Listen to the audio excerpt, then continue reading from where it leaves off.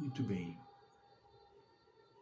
O segundo subitem, nós já dissemos o título: As lamentáveis consequências da culpa não liberada. Uma culpa que ficou enrustida. A culpa, segundo Joana de Ângeles, encontra sintonia com as paisagens mais escuras da personalidade humana em que se homilia. Os conflitos e as mesquinhezes dos sentimentos nutrem-se da presença da culpa, levando a estertores agônicos aquele que lhe sofre a injunção. Infelizmente, se a pessoa esposou a culpa, ele vai ter sofrimentos.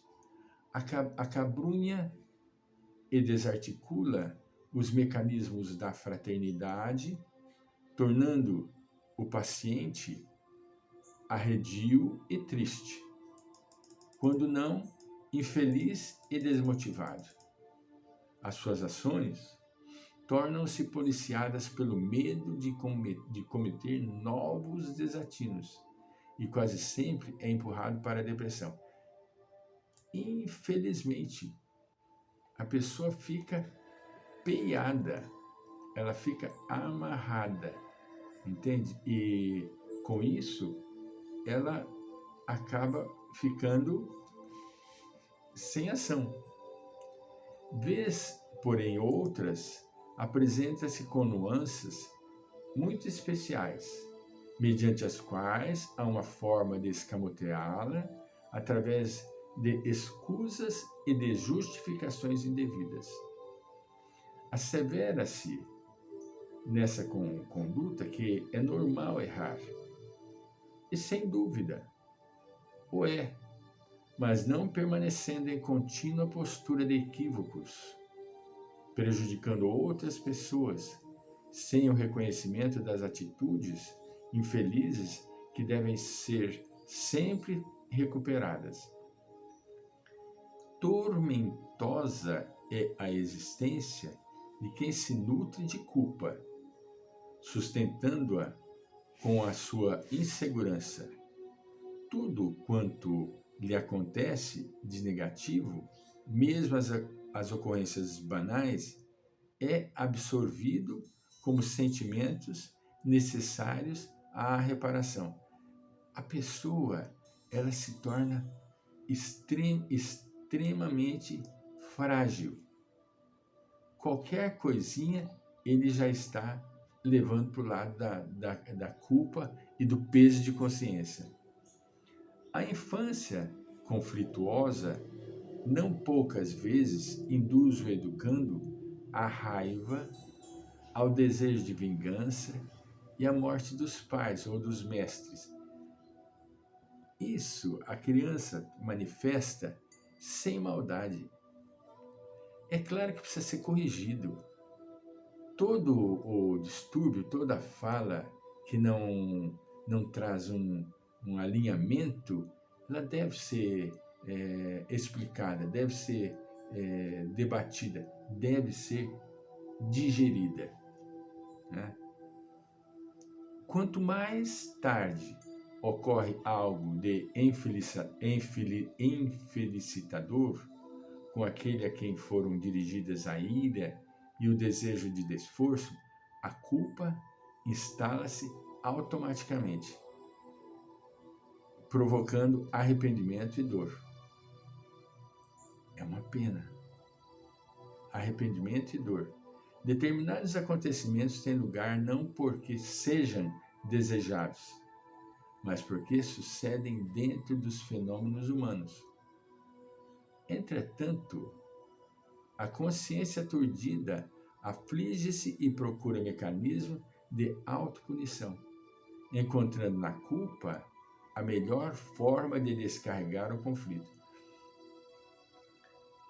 Quando num acidente alguém morre ao lado de outrem que sobreviveu,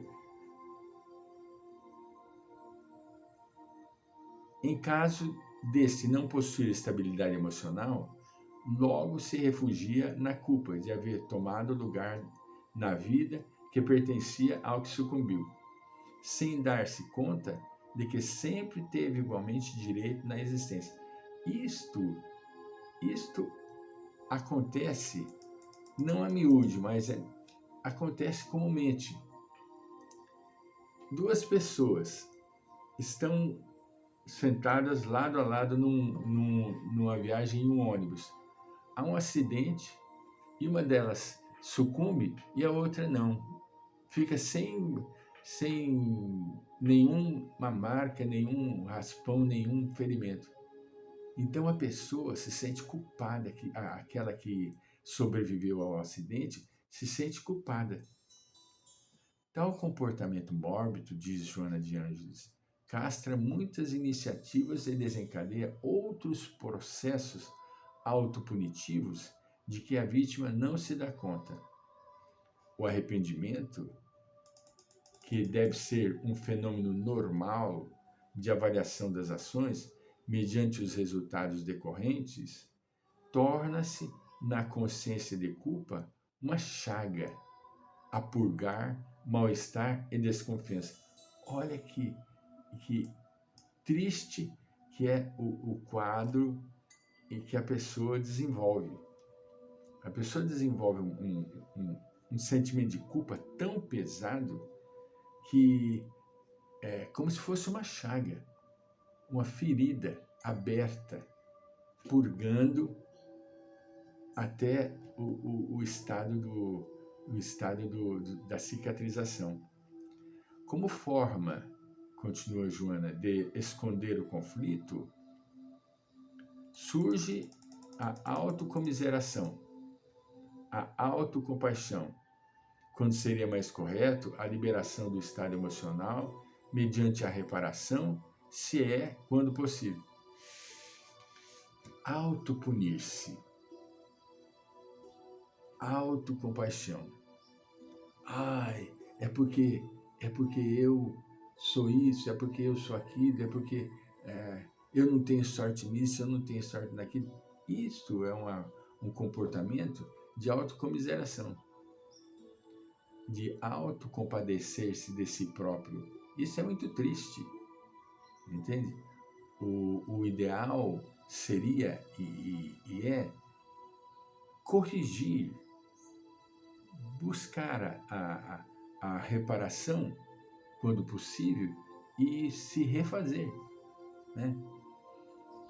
Reprimir a culpa, tentar ignorá-la, é tão negativo quanto aceitá-la como ocorrência natural, sem o discernimento da gravidade das ações praticadas. Sempre é importante refletir em torno das ações praticadas. Sempre.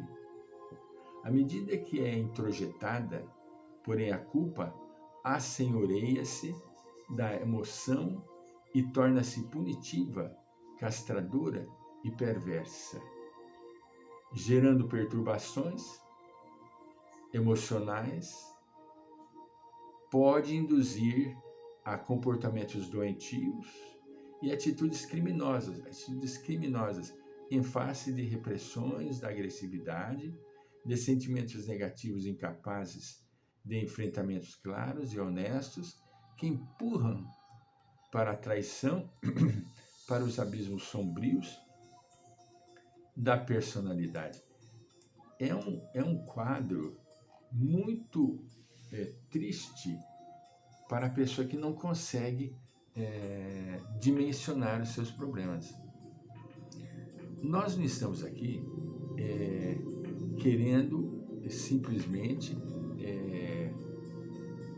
punir, espetar aquelas pessoas que ainda não conseguiram desenvolver esse tipo de comportamento. Ah, Francisco, mas isso é fácil? Falei, não é questão de ser fácil, é questão de ser necessário. Quando você erra, para, reflete no erro. Até que ponto eu falhei diante deste erro? até que ponto isto deve pesar na minha personalidade? Até que ponto eu tive culpa neste ocorrido? Mediante estes raciocínios, você vai diluindo lenta e gradativamente o ocorrido e trazendo clareza e claridade mental para logicar. Não, espera um pouquinho. Eu não tenho culpa sobre esses fatos, né? Eu não tenho culpa. Se nós não conseguirmos fazer um enfrentamento claro e honesto, nós seremos empurrados para os abismos, como diz Joana, os abismos sombrios da personalidade.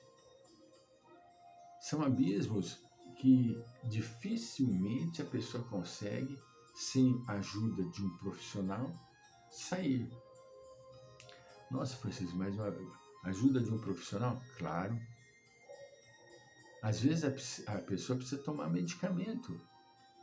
Ela entra num estado tão profundo de autopunição que deprime, desgasta-se profundamente, entra num processo depressivo e, consequentemente, desestabiliza todo o seu quimismo orgânico, precisando de medicamento para o reequilíbrio.